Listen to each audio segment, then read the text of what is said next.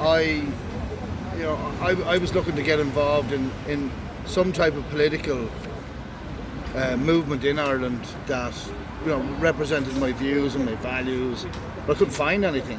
So there was, you had the nationalist groups that some of my politics would have been towards that way. You had the sort of the socialist Republican groups or the socialist groups. Some of them would have been that, and then you conservative groups and so on and so on. So there was a lot of these different groups, and none of them really suited my politics, which is basically majority politics. So basically, the needs of the many outweigh the needs of the few. So to try and always do what's best for all of the people rather than just certain small sections of society. And by doing that, essentially, you raise everybody up. So I had went to a couple of political sort of rallies and meetings, and one particular meeting, it was really good, and I got a good connection and a good vibe from it. And the individual that was given the rally said, at the end, if you had any questions, please come and please talk, please ask for the information, and etc., etc. So I did exactly that. But as soon as I did it, they didn't want to know me, they didn't want to talk to me, they just completely dismissed any of my questions. So I was a bit despondent. I went home, I was despondent. I said, look, no point doing any of that. And at that time, then the Gilets jaunes were starting to rise. So there was mass movements over in France. And it was kind of spilling out into Belgium, Spain, Germany. So I kind of said, well, maybe somebody is doing that here in Ireland. And the long and short of it is nobody was. Okay. So I waited for about 2 weeks to see what was going on. Maybe somebody was going to start it, and nobody did. So I started it. And then it went from there to here. Wow. So how quickly did it kind of get into, significant numbers? Because you've been doing some protests over the last, let's say, 2 years, right? So it was actually essentially very quickly. Within the first week, we had called our first protest, and so many groups turned up. It was brilliant. There was, nearly every single group of any identity turned up originally. They were fighting against the banks, they were fighting against corruption, they were fighting against, inequalities and, various different issues. So that was the first protest was kind of massive. The second one was even bigger still. And then the third one, then it started to fracture. And I think the reason why it started to fracture is because everybody was trying to claim ownership. Okay. So, and because one of the rules was in the Gilets jaunes itself and in the Yellow Vest Ireland is that there is no leadership. And that way, that leadership can't be targeted, can't be coerced, can't be corrupted. Then, all of these various different political groups were trying to hijack it for their own ends, for their own agendas. So we had to fend off all of those. And then a lot of other stuff kind of happened after that, and we needed to find our feet and create a core group of people who understand the principle of what Yellow Vest or the Gilets jaunes were looking to. It's all about new governments. So how do you do it to keep the movement united and then not really go either way to the particular political affiliation? Common sense. Common sense again, yeah. So the common sense approach is, what are we all fighting for? So we're all fighting for more justice, more equality, better services, and address all the ills and all the various crises that we have as a nation. Okay. First, that doesn't mean we don't care about other, issues around the world. It's just that we need to deal with our own problems first because they're not being dealt with. For example, in the homeless crisis, we've over anywhere between 10 and 11,000 people now homeless in Ireland, right across the country, and the numbers are probably 10 times that, with the amount of people who are couch surfing, unofficially renting, etc., living with their parents and what have you. So that's one crisis. of 5 dozen prices. So the idea of the LFS movement was to essentially get everybody putting on a yellow vest for 1 day a month, 1 day a week, or just joining together as one people to fight all the common goals and leave all the politics aside, so that we don't have to fight like, oh, you're a socialist, you're a communist, you're centre right, alt right, left, this, So none of that makes any sense, because that just divides everybody. So for just 1 day a month, we try to get everybody to come in, and it doesn't matter what you believe in. We're not asking you to change your beliefs, we're asking you to fight for the issue. So whether it be homeless, health, education, poverty, equality, justice, judicial reviews, etc., etc. And essentially about protecting the freedoms that are protected under the Constitution of Ireland for everybody, not just for everyone that lives on this island. It isn't just for that group or this group. It's for all 5 million of us that are floating around the place doing our thing, making this place our home. Yeah. So that actually has been working up till more or less the COVID situation. This meeting, every month, or was there some kind of break?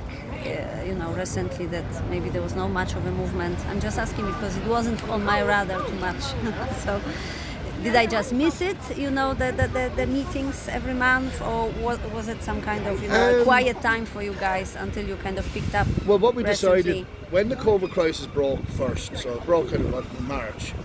It had been breaking prior, so we say December and January and February, and we were aware of it, and we were kind of, let's just wait and see what happens, because this could potentially be a disaster. It could potentially be far chaotic than it is. At the same time, we needed to get the information rather than deciding this is what it is, or this is a conspiracy, or this is this, that, and the other thing. So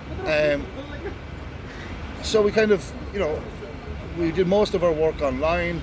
Most of our we held a public meeting every Saturday, open to the public, and anyone's invited to go along to it. Held in the same place every week. And generally, if you're involved with somebody in the movement, they'll let you know where that is, because there are people who would like to disrupt it. And so essentially, we're kind of for a while just mainly online, like everybody else, in yes, a way. Well, yes and no, because we had a lot of we have various court challenges in the courts and stuff from various different groups, various different people who are associated to the Yellow Vest. So a lot of our bulk of our work is done behind the scenes. The protesting and stuff is just one aspect of the group, and we don't like to call them protests, they're rallies to garner support and to get everybody to understand that this is about uniting people together as opposed to dividing people into separate groups. It's bringing everybody together. Let's fight for the common good. Essentially that. Okay, so if we mention that court business, so what exactly do you do in, like what kind of cases you are getting involved in, and what kind of help you're providing? Most of the court cases are done by independent lay litigants. And a lay litigant is somebody that hasn't gone to college to get a law degree, but has spent 20, 30 years in the law industry, learning about the law, and they're very, very adept and very, very, very well capable, and they bring constitutional challenges against the state for things that the state might be doing in relation to issues that would affect a person's freedoms and rights. So what would be the main couple of issues that they involved in those cases? Like, is it homelessness? Is it home evictions? Evictions, mostly to do with the banks. Some of it to do with freedom of speech. Some of it to do with we had a case where an individual was imprisoned for basically calling the judge corrupt. So he was incarcerated for 30 days. It was 90 days, sorry. And then we've had various there's other movements that are involved there as well, who fight the courts in relation to the protection of children. And so they're all individual cases, and we don't get into talk about the cases themselves. No. But the whole premise of the cases is about the Constitution. The Constitution challenges to protect our freedoms and our rights, which are enshrined in the Constitution. Okay, so another, yeah. The other, I think, issue that I come across in relation to Yellow Vest is the, I believe, immigration situation, right, in Ireland. So, how would you explain, kind of in simple terms, that your stand on immigration? Because I believe it doesn't go into any kind of racism thing, or it's not really about that. It's just how I see it. Maybe you can correct me if I'm wrong. It seems to be about just having a control over a fairly small country with fairly small population that maybe you don't want to be kind of overridden by different cultures and different religions and stuff. Is that about it? Is it just about controlling our borders in a sense so we are not getting overwhelmed and finding ourselves in a situation like maybe other countries when they just don't cope with the amount of immigrants coming? Well, the first thing I'd say is the Yellow Vest Ireland never really touches off the immigration issue. It's a very complex issue. You can get into various different aspects of immigration into Ireland or out of Ireland for that matter. We've had a very, very poor record on immigration, especially on applying the laws for illegal immigration. But again, as I said, Yellow Vest Ireland has never really touched off. Other groups have, yes. Okay. But we've always essentially, sort of stayed away from it because it's quite a divisive issue. Yeah. And basically, what we would like to see is that we would like to see the application of the law. Okay. So the law is that there are various laws in relation to illegal immigration into Ireland, and not have an open border society, because that in itself brings its own troubles. Yeah. That being said, that's a completely separate issue to the refugees or people seeking asylum, which is another issue. That goes back to direct provision, and then in the direct provision centres, people are being left there for a decade, not allowed to get on with their lives, not allowed to join society or contribute towards society. Yes. And then you have, over the last 10, 20 years, you've had about, nearly 1 million plus 1.2 million people come and live in Ireland. And, which is a lot of people, that's 25% of the population. Yes.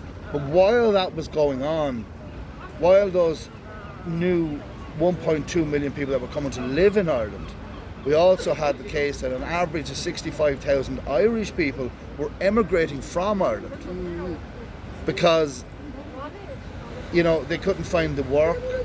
So they're being highly educated, and then they're more or less being exported out of the country because they can't, for economic reasons. So in 20 years, at 60,000 people a year, that's 1.2 million Irish people. So when people say we're being replaced, well, we've 1.2 million people leaving, and we've 1.2 million people coming to live here. So we're back to normal again. And that's been the biggest problem. And the Irish government has a policy where they're spending 114 billion euros on new immigration programs, trying to bring people to Ireland.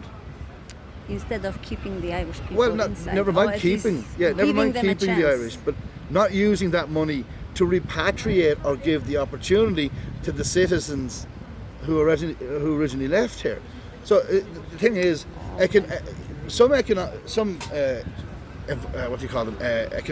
economists believe that Ireland needs a population of about 10 million people to be a sustained society. They need to reduce their government also by probably about 200,000 people. But if we had a society with 10 million people, so where do we get the 10 million people from? Well, there's 2.5 million Irish citizens living abroad. So if we were to bring the 2.5 million Irish citizens home, and then allow more people within the confines of the legal system of, we'd say like in Australia. Australia has a strict immigration policy. Yeah. So if we had some type of policy like that, at the moment it's a free for all. Yeah. You can come to Ireland, you can travel from Brazil to Ireland, you can travel from Nigeria, you can travel from China, come to Ireland and not have any paperwork and just go about your business and get on with your life. And it's only during the COVID crisis have we realised how many people have been caught out by the system, because these people have been working, they've been working in restaurants and bars and pubs and stuff, getting paid cash into hand, Yes. and living in society and contributing in their own way, but because they've no employment status or no status as it's called, they've now been forgotten by the system, and they've now spent the last since March, April, May, June, July with no money, essentially sitting at home waiting for everything to go back to the new normal, as people call it. So again, the immigration issue is quite complex. Yeah, it is. But if we apply the law, if we're fair, and we do it from a humanitarian standpoint, and we do it from a position where we prioritise our own citizens,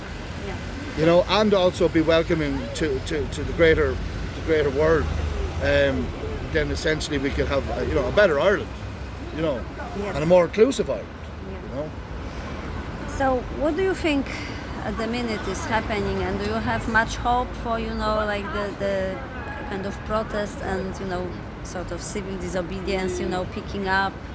How do you kind of sense the atmosphere in Ireland in relation to the recent events, and of course all sorts of policies and restrictions that the government is introducing, slowly clamping down on our freedoms, and controlling our movements, and obviously not letting certain business industry to be open.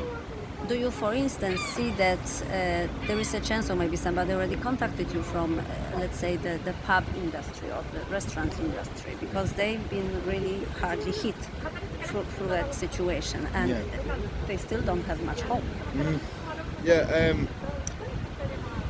Well, it all boils down to kind of what we've had in this country over the years. Is we've had the nurses go out to get a pay rise, and everybody supports the nurses. The nurses get their pay rise, and then the nurses go back to work. The teachers go out, and everybody supports the teachers. And the teachers get their pay rise, and the teachers go back to work. The farmers go out. Everybody supports the farmers, and then they go back to work. So we've always had this sort of like a policy, whereas one group goes out, another group goes out, another group goes out. Problem is that the teachers don't support the nurses don't support the farmers don't support anybody. Right? So it's all about this identity politics. We're the farmers, we're the teachers, we're the this, we're the that, the other thing.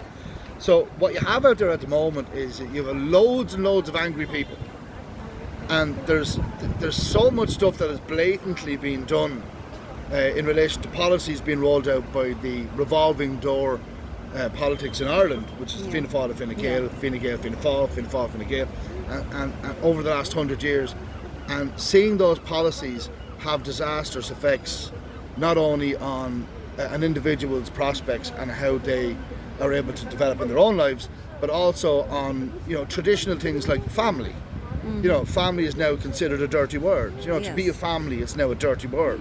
You have to be, there has to be something wrong with you now to be fitting into society. You must be separated, you must be divorced, you must be whatever.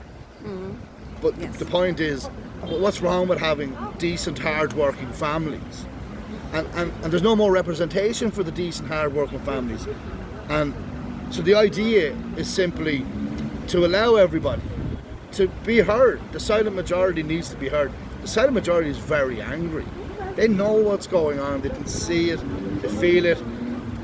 And some of these new restrictions that they've brought in, the more ridiculous ones that don't make any sense. And people are asking the questions, hold on a second, why are you allowed to have a pint and a sandwich but not allowed to have a pint in another pub? Why are there a curfew for restaurants who sell food after 11 o'clock at night time? As if this, COVID-19 is so smart and intelligent that it's hiding behind the bins, it's time sensitive. Oh, it's past 11 o'clock, I think I'll give you the virus now. So there's a lot of questions being asked. We're all being asked to wear masks 5 months after the pandemic started. We're masks that are actually, that say on, like if you buy a box of masks, I'm not making this up, if you buy a box of masks, it says on the box, does not prevent coronavirus, does not prevent COVID-19. Yeah. It says it on the box, I'm not making it up. Yes, So if it says it on the box, Yeah. obviously, like, you know, if it's written on the tin, it does what it says. Yeah. You know, and the other side of it then is like, okay, if you want to wear a mask and if you feel safe by wearing a mask, then that's your personal choice. Yes. Okay, belt away. But you know, who are you to decide who else wears a mask? Who are you to stand there on a bus or a train or in a shop and demand that somebody puts a mask on? Because maybe that person has a breathing difficulty, maybe they have asthma, you know, maybe they have COPD or emphysema. Anxiety, yeah. So you're demanding that that person, based on absolutely no knowledge of that person, put a mask on you, and then you know, it's not going to do you any harm. But this won't do you any harm, but it might kill them. You know, so like, and people are asking the questions. However, social media, when they're asking the questions on social media, which is is basically what our open village is now, they're saying, oh, we'll ban that person from saying that, block that person from saying that. So we're actively being censored from you know, whether we ask the questions or try to answer the questions. And then you get everybody else with the opinion hammer comes in and says, well, my opinion is more important than your opinion. Yes. But at the end of the day, opinions change nothing. Action is required. Yes. So what do you think when that silent majority will actually wake up to the fact that they need to go to the streets, they need to just be really heard, like Yeah, so really, really loudly? well, like, how long's a piece of string? So we don't know what actions are going to be taken by this current government that are just going to wake people up. We don't know what new things they're going to bring forth to enrich our lives. We do know that we're now facing probably one of the worst economic disasters in the history of Ireland. What we do know is that normally what follows an economic disaster is austerity, Yeah. right? So and basically all of this money, like, they're borrowing, we're the ones that are going to have to pay back. We're the ones that have to pay taxes, and we're already overburdened with taxes. That's all well and good for somebody on €100,000 a year. Yes. You know, because that's a comfortable living. But if you're earning between 10 and 20,000 euros a year, that's a crease job. And you know, people should be able to work to live as opposed to live to work. You know. So just sorry that I'm kind of going to this subject because it really kind of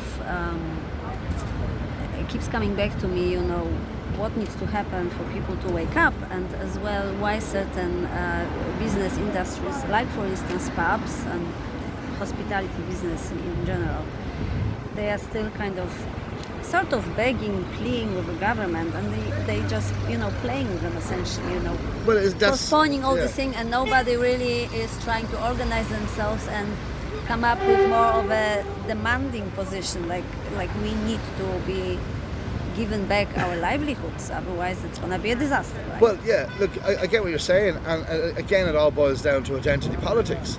So people think that identity politics is to do with race, colour and creed and religion, but it's actually, it's also to do with, it's also to do with people, you know, whether they're a plumber, a carpenter, a doctor, you know, the professions. All the professions are separated as well. So when one profession goes out, then that profession goes out. It isn't that, you know, when the nurses went out, the doctors didn't go out with the nurses. Oh, yeah, that's a classic. You know, so when the doctors went out, the nurses didn't go out. So the point is here, when the medical profession goes out, then the entire medical profession should go out. And not just the medical profession, but anybody who's involved in it, the caterers, the builders, the etc., etc. So we all need to go, and what it boils down to is personal responsibility. So one of the greatest gifts that we were given in the Constitution is our personal responsibility to our country and this island, right? Okay. Most people skate over that pretty quickly. So that in the Constitution, you have a responsibility to the country. If you see something that's wrong in the country, then it's your responsibility to try and fix it. Now, how do you fix it? Well, you get a group of like-minded people together and you start advocating for the issue. Yes. And then you get more support and you continue to advocate. And the idea here is that you build and you build and you build. So, you know, again, how long is a piece of string?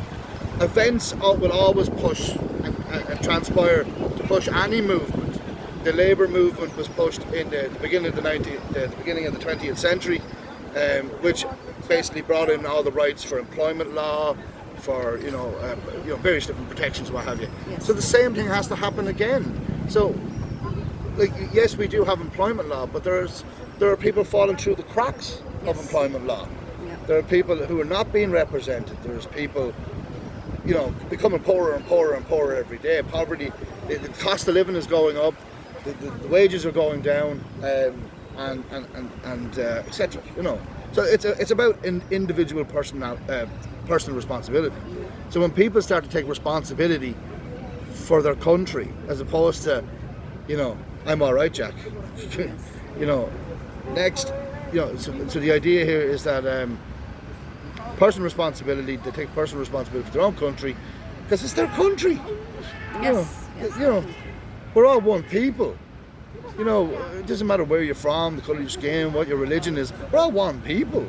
So it's about taking personal responsibility and reaching out to other people, and you will be so surprised that actually people will be very inclined to help and think that it's a good idea and understand where you're coming from. And of course there'll be people who will be against it, because it goes against the status quo. Yeah. So it's about common sense. So if you believe that there's something wrong with the country, well, then you're required to do something about it. Yes. Instead of going, well, somebody else can do that for me.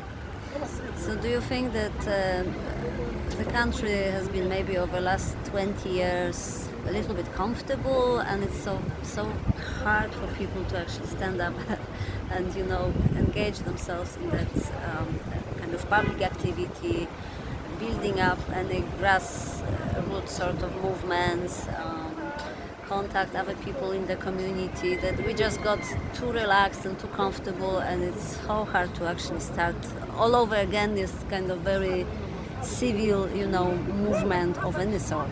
I think the biggest problem in the Irish psyche is that we like to suppress ourselves. It's traditionally we all sit around and we would talk about various issues. And one thing that would always crop up in a conversation is, sure, look it is what it is. What can I do about it? I'm only one person. Sure, it'll never change.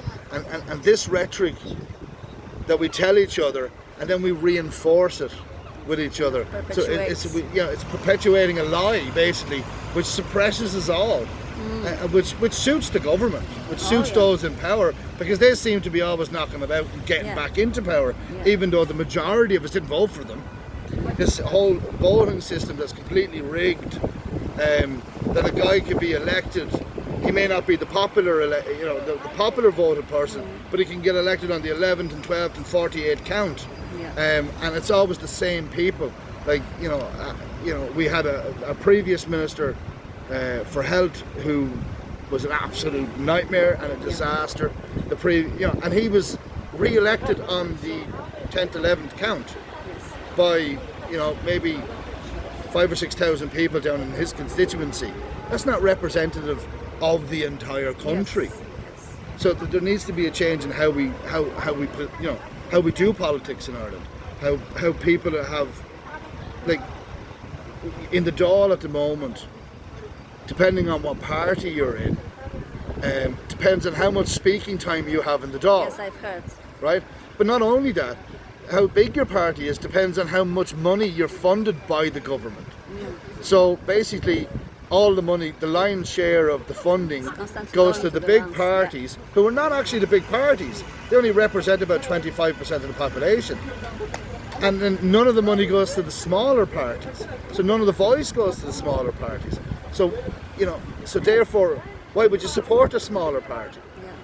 But that whole political system, which is representation politics, isn't working.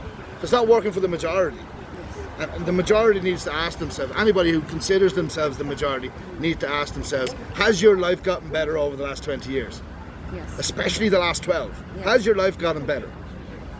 You know, like in 2020, the poverty rate in Ireland was 4%.